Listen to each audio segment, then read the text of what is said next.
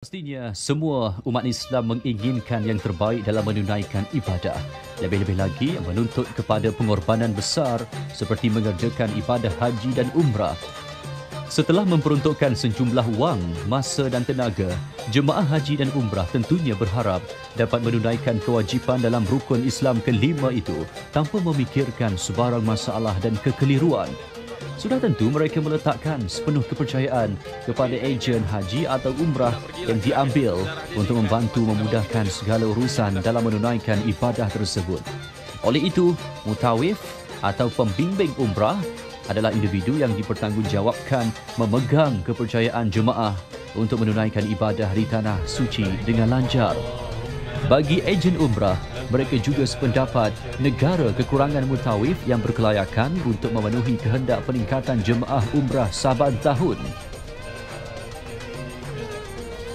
Untuk mendapatkan ibadah umrah yang mabrurah ataupun yang diterima Allah Subhanahu Wa Taala, pastinya kita harus mengetahui selok-belok hukum hakam juga perkara yang berkaitan dengan ibadah umrah.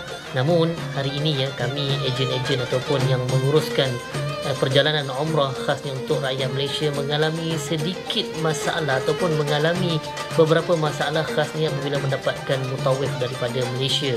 Umum mengetahui kalau kita nak buat umrah, pasti yang memimpin umrah itu ataupun kebanyakan yang menjadi mutawif adalah dari negara jiran. Maka sebenarnya saya mungkin boleh mencadangkan ataupun ada anak-anak muda kita khasnya lepasan Timur Tengah.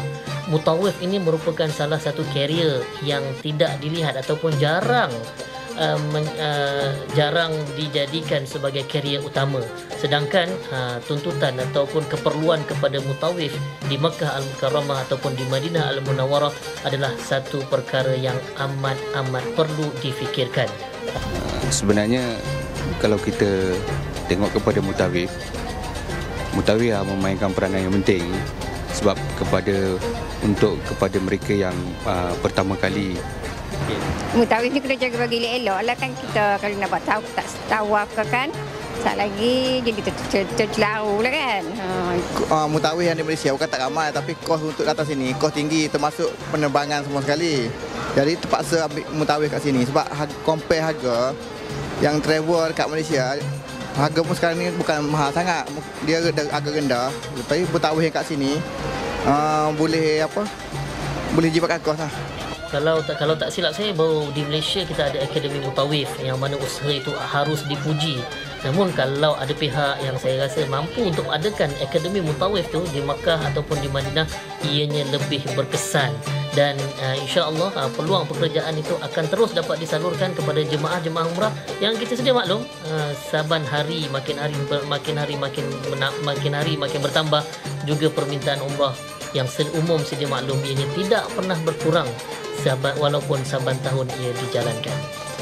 Oleh itu, melahirkan mutawif dalam kalangan warga negara adalah sangat penting dalam memastikan kebajikan jemaah umrah yang semakin meningkat dari masa ke masa terus terjaga. Mutawif, tugasmu tak mudah. Kamulah setempat sumber rujukan jemaah. Berbagai masalah perlu ditangani dengan berhemah. Jika ikhlas, moga-moga pekerjaanmu ini akan menjadi jambatan untukmu bertemu Allah di syurga nanti. Syarif Sarafuddin dari Bumi Makkah Al-Mukarramah untuk TV1.